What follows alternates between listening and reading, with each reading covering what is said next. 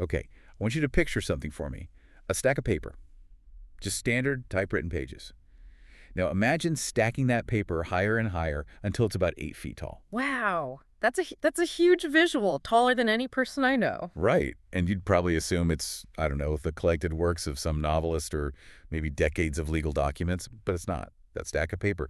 That is just the main script for one single video game. And that really sets the stage for what we're digging into today. We are looking at the ontological frontier, which is a technical and narrative study of Red Dead Redemption 2. Exactly. We're diving into this 2018 title that somehow, even now in January of 2026, it still just dominates the conversation. And the whole mission for this deep dive isn't just to recap a cowboy game. No. I mean, most of you have probably played it.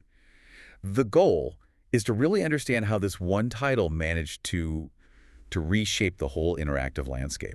It's a true convergence point. You have this incredible narrative depth, and it collides with this almost obsessive computational simulation and cinematic artistry. And, looking at the gaming landscape now, I'm really not sure it's been topped. That's the big question. Yeah. So here's the plan. We're going to unpack the story's psychological architecture, the obsessive technical realism, the hidden supernatural stuff that people are still arguing about online, and then finally look at where the franchise stands right now. But to get why this game hits so hard, you really have to start with the structure. The report we're looking at, it frames Red Dead 2 not just as a Western, but as a critique of the whole American frontier myth itself. It's not celebrating the cowboy. Well, It's mourning him. exactly. It's set in 1899. The Wild West is basically over. The world has moved on. Yeah. And it follows that decline. The report calls the narrative a psychological study of a family in dissolution. You've got the Vanderlyn gang, and they see themselves as this surrogate family of outcasts rejecting civilization. But the brilliant thing the game does, and the source material calls this the original sin, is that when we actually start playing, things have already gone wrong. We missed the glory days. Yes, we're not playing the rise of the gang, we're playing the fall.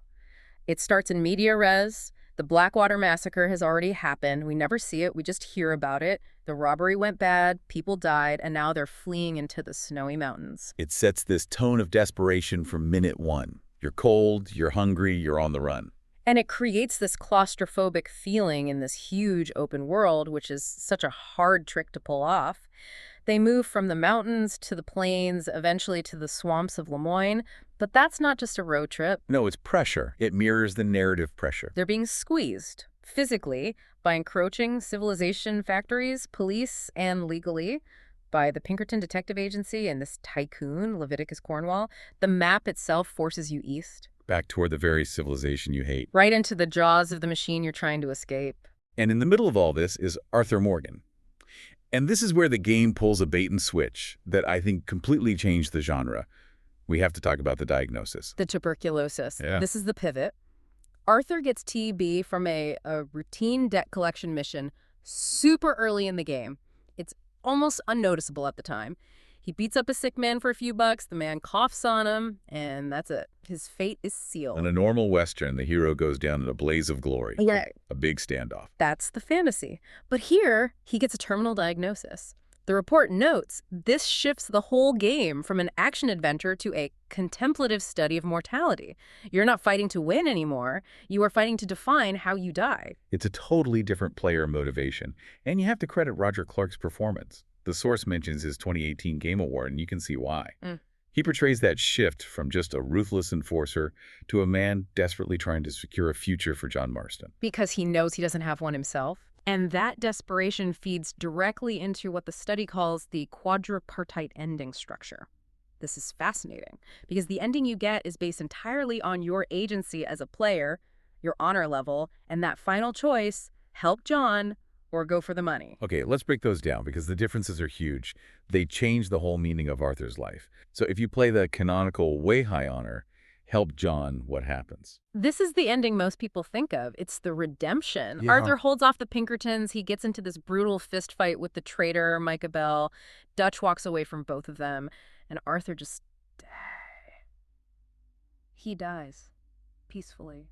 On a cliff, watching the sunrise. It's just devastating. But the report calls it a symbol of enlightened perspective. He won spiritually. He got John out. Now contrast that with low honor, but you still help John. It is Brutal. Same fight, but after Dutch leaves, Micah just executes Arthur, shoots him in the face. It's a cynical, ugly end. The game is basically saying you lived like a dog, you die like a dog. And then there's the money path. Which the source calls a regression to outlaw instincts. You abandon John to go back for the stash. And it's futile. That's the whole point. If you have high honor, you get to slash Micah's eye out, but you still die from your wounds alone. If you have low honor, you get stabbed in the back by Micah. It's heavy, and it all leads into this huge epilogue where you play as John Marston in 1907, setting up the original game. And it culminates in Micah's death. With Dutch's help, it closes the loop. But here's the key insight from our source. What makes all this land so hard isn't just the writing, it's the world. The technical side is what grounds the emotion. Oh, absolutely. You believe Arthur's pain because you believe the mud on his boots. Yeah. The report gets deep into the rage engine. I'm not a coder, but even I notice the lighting in this game feels, I don't know, thicker, heavier. That's the physically based rendering, PBR. It's a staple now, but they pushed it to the absolute limit. Wow. The engine calculates how light interacts with materials mathematically, so light bounces off wood differently than mud or leather. It's why a lantern in a dark cave feels so warm. And the clouds, I mean, I remember just sitting on my horse watching the storms roll in. And that's the thing, it's not a skybox. In most games, the sky is, a painted dome, a backdrop.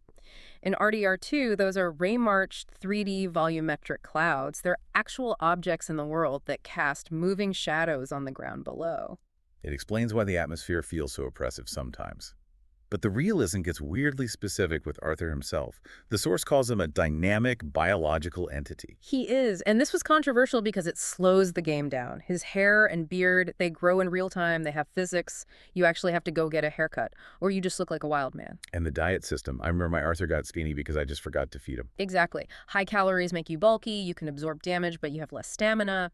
Low calories, you're skinny and weak. It's a simulation of metabolism. Don't forget the hygiene. If you don't bathe, NPCs comment on your smell. It goes even further. Animals can smell you. If you're covered in blood, your scent trail is visible in eagle eye, and predators can track you. You can ruin a perfect hunt just because the wind shifted. Speaking of animals, Yeah. we have to talk about the horses. The infamous shrinkage. The horse simulation is industry standard for a reason. And yes, the anatomy is remarkably detailed. The report specifically mentions the testicle physics. They shrink in the cold. I knew you were going to bring that up. It's the one detail everyone remembers. Of course, because it seems so absurdly unnecessary. But it proves the developer's obsession. If they simulated that, what else did they simulate? It tells the player that nothing was overlooked. But it's also about the bond, right? It's not just a car you drive. Exactly. The horse has its own AI. It's not a vehicle. It gets spooked by snakes. It gets agitated in a storm. It sweats. You can see a sweat patch under the saddle after a long ride. When your horse dies in this game, it actually hurts. Which brings us to the whole ecosystem. The source mentions a sense-think-act cycle for the animals. Right. There are over 200 species, and they aren't just popping into existence behind you. They have agency. You can watch a hawk, see a fish, decide to dive, and then do it. You can see wolves coordinate to take down a deer. And the decomposition. Yeah, the gruesome part. You leave a carcass, it rots in stages over in-game days. It attracts scavengers, vultures, then coyotes, and eventually it just bleaches into a skeleton. Even the humans have routines. The report mentions the railroad workers. That is my favorite example of this obsessive detail. If you watch a worker hammering a spike, they aren't just looping an animation. With each hit, the spike is driven physically deeper into the rail. It's procedural. And over the course of the game, the railroad actually gets built. That's mind-blowing. But the world isn't just realistic, it's also full of secrets. The report section on hidden layers gets into the supernatural. I honestly had no idea about the UFOs. It's the Weird West. Yeah. At this ruined cabin, Hades Bethel, if you go there at exactly 2 a.m. under a half moon, a spacecraft appears overhead. It's so jarring in a game that takes itself so seriously. It creates this sort of loose, shared universe with GTA V. And then you have the ghosts. Agnes Dowd in the swamp. You can see her ghost 16 times, reliving her death. And there's a vampire in St. Denis you have to track down. The one that always creeped me out was the strange man. The figure in the top hat, there's a painting of him in cabin that slowly completes itself over time. Dan Houser, the head writer, confirmed this was added just to inject mystery. Who is he? The devil, death, They never say. And of course, all the Rockstar references.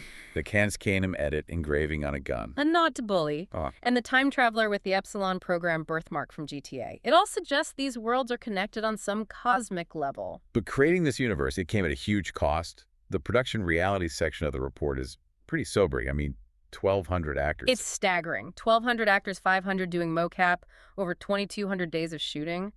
But the real human cost was the crunch.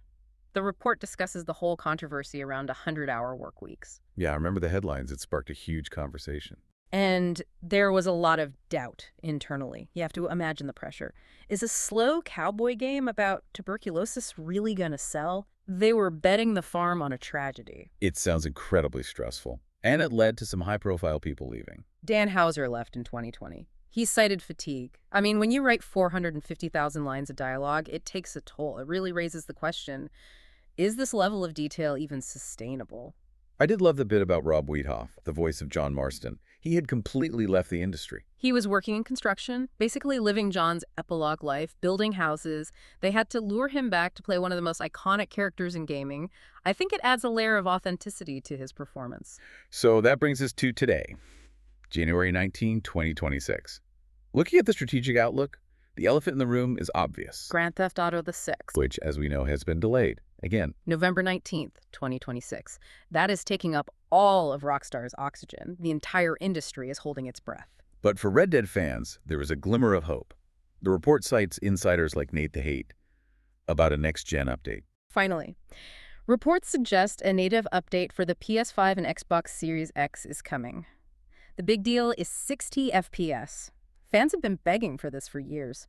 The game is beautiful, but at 30 frames per second on modern hardware, it feels sluggish. Oh, a 60 FPS patch would make the gunplay feel so much better. Mm. And then there's the Nintendo rumor. This one surprised me. The Switch 2 leak. A port for the Nintendo Switch successor. The key would be NVIDIA DLSS, using AI to upscale the image so this massive game can run on a handheld. Imagine playing RDR2 on the bus. That would be something else, but Red Dead 3. Don't hold your breath. With GTA VI delayed and taking all the resources, and the Take-Two CEO comparing the franchise to James Bond, meaning it's enduring but doesn't need to be, annual analysts aren't expecting a third game until the early 2030s. So we have plenty of time to replay the second one. Exactly, and that really is the synthesis here. Red Dead Redemption 2 was a monumental achievement because it just refused to compromise. It didn't care if it was too slow for some players. It wanted to be a meditation on the cost of progress. It demanded your patience. It really is a foundational text.